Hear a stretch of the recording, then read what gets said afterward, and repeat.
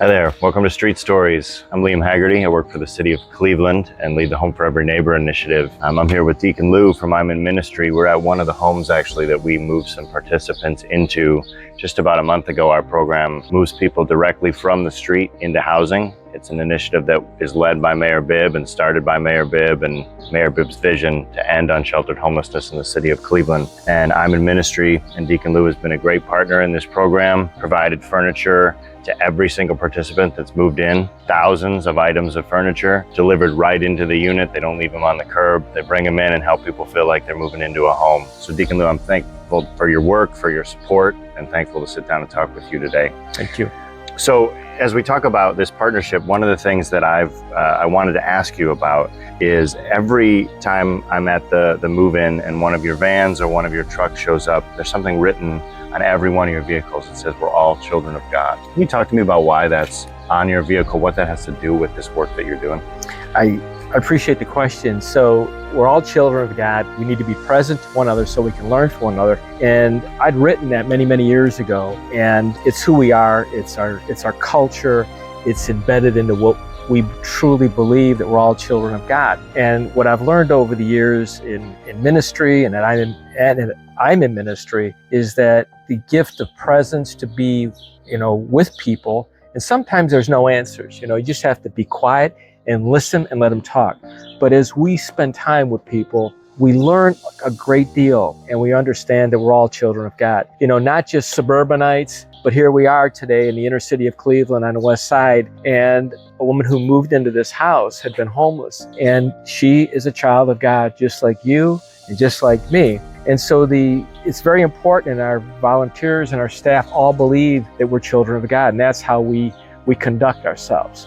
And, we are non-judgmental, we're respectful, we encourage kindness, and we encourage hope. And so, I think about this often about in Scripture, 11 times in sacred Scripture, we hear about how we're called to be children of God. And in the Beatitudes, it said, blessed are the peacemakers, because they're children of God, and we try to live that. So it's something that started out a long time ago, and we put on trucks as a logo. It's become a prayer. It's become who we are. It's non-negotiable.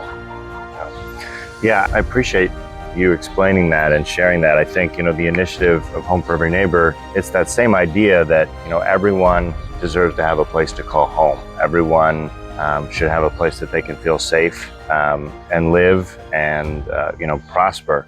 So can you just say a little bit more about how that shows up in the way that you go about the work and the way that you show up when you move folks in? Sure. and how you approach that with your team? So as from partnering with you in the city, is we go to a house, it's empty, there's nothing there. And when we leave, it's a home. It's a place where somebody could move in and they've got things that you and I take for granted: a bed, a chair, a couch, tables, and so on, dishes, and so on. So what we do is we convert empty space and convert it into becoming a suitable home for a family. At I'm in Ministry, this year we'll probably do 18,000 people. And so, of those 18,000, a high percentage are children. And so what we end up doing is, again, taking empty space in a house, that's empty, and making it a home. So people feel good about themselves. And we do lots of restoration on furniture. So a young child gets a dresser that was recently restored. Yeah. They feel good about it. Right. And, and as you know from working with us, and we have the privilege of working with you, people are burdened with lots of stuff. Yeah, I think, so in some of my work prior to doing this work, I worked in education and worked at a Holy Cross school, and we always talked about educating the whole person. The idea that, as you just said, people have lots of stuff. There's not just school, there's not just work, there's not just their home, there's not just family. Can you talk a little bit about that idea that, when you're talking about building a home, you are caring for the whole person. You're not just giving them something. We think of the whole person. It's a much more holistic approach. That's why we're non-judgmental. We don't spend a minute of how you got to where you're at. We're very respectful. And that comes across in that connection, in that relationship. And so it's to be able to respect that person for who they are. But what helps us a lot is when we look at that person and say, he or she is a children of God. Just like you, just like me. And what children of God translates into is our Christian identity. But at the same time, it is the culture that I'm in ministry, that we're very clear. Everybody gets it, and they understand it. It's very impactful, but it's very simple when you step back and say, I need to treat the person that I may know, I don't know, I like or dislike as a child of God. And my personal view is, if I do that every day, I'm going to be better today than I was yesterday, and better tomorrow than today. Yeah. And what would you say to those who ask, why is it so important to be non-judgmental? Why is it so important to, because I remember when we pitched this program to you, it was, hey, we're going to be housing lots of different types of folks from lots of different places. And your response was great, because we work with everyone. We do. And so, why is that so central to we work with everyone because I think life is a slippery slope. It's not somebody woke up one day and said, I want to be homeless. I want to be poor. I want to suffer from depression or addiction. Life's a slippery slope.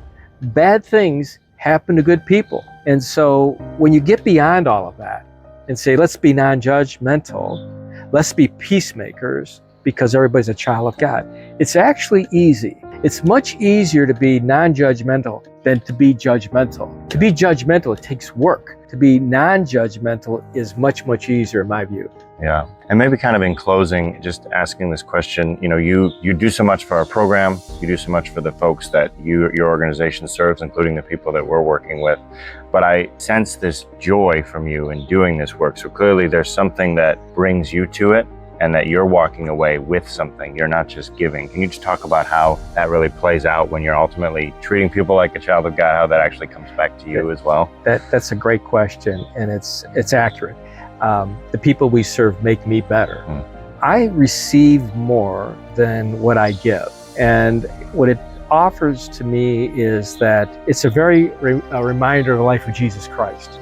Jesus didn't like the acts of some sinners, but he never gave up on the sinner.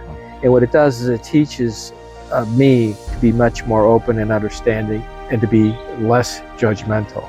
And so I am fortunate, and it gives me peace because I have the benefit and I have the privilege of leading an organization of great volunteers and staff, community partners like you and the city and others, that I get more than I give.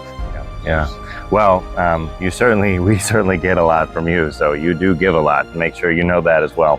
Well, again, thank you so much for being here and speaking with me. Thanks for the partnership. We just can't thank you enough for all that you do for our program. We're going to continue to do more. Great.